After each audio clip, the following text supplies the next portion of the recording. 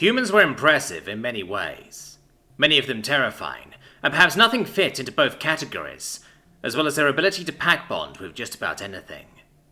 Yet despite the myriad of stories and testimonies, and recorded events of this incredible ability at work, the galaxy had not yet seen the true strength of this trait, nor had they seen the true depths of the pain it could cause a human. Not until a very specific subset of humans entered the intergalactic workforce. The veterinarians. Those who thought humans were strong before had all of their previous perceptions completely shattered when they heard these new stories. Perhaps they weren't the most intimidating or physically imposing, but they had the strongest spirits of any human the various races had ever encountered. They could understand fighting spirit, a refusal to give up in the face of adversity or challenge, but these vets took the concept to a completely different level. Firstly, their ability to almost seamlessly adapt to meeting creatures they had little knowledge of prior to seeing them in person, their minds like sponges soaking up the flood of information on how to treat animals with anatomies they had no experience with. Not to mention how useful their pack bonding trait was to somehow form tentative connections within hours, or even minutes of interacting with them. In the cases of creatures that experienced alien doctors had to work gingerly around or even sedate in order to properly care for them, about half the time a human would be given permission by the animal to do what was needed, without too much hassle because a bond had been formed, despite them not doing anything notably different from their alien colleagues. It was speculated that maybe it was the fact that these humans seemed to enter into these interactions already innately treating the animal as an equal in the relationship, and that trust was acknowledged and reciprocated in turn. Showing such trust or even deference, especially to some of the more dangerous species of animals, wasn't something many other races could do either because of the defensive natures of the prey races, or the inability or refusal of predator races to show vulnerability. They also remembered. Of course, doctors remember their patients, even if they need their memories jogged by a name or by seeing their face, but these vets remembered so much more.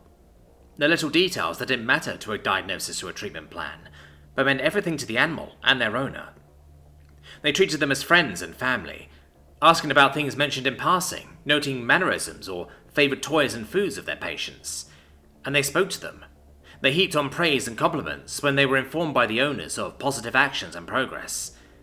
They even gave them little lectures and talking tos when they did something wrong, very often followed by a playful little boop on their nose. And in return, they were remembered. These creatures who might only see their vet a handful of times throughout the year expressed joy in their own unique ways upon seeing their doctors, their friends, each time they came for a visit. But there are always two sides to every coin. In exchange for sharing all of the joys and triumphs of so many creatures, they also shared in their pain.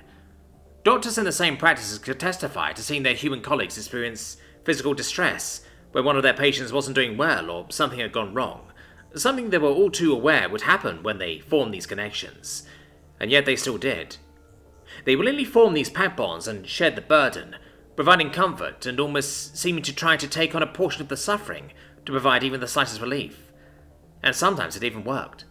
The trust and compassion of the human allowing an animal to relax despite its pain, letting their body repair itself without interference. And sometimes it didn't. Sometimes there was nothing to be done, no way to stop the inevitable. But they fought it every step of the way. Even when surgery wouldn't help or medication was ineffective, and everyone knew what the future held, they fought the ongoing despair with every ounce of love in their hearts.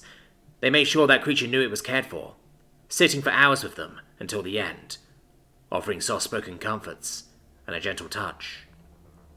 And it destroyed them, every single time.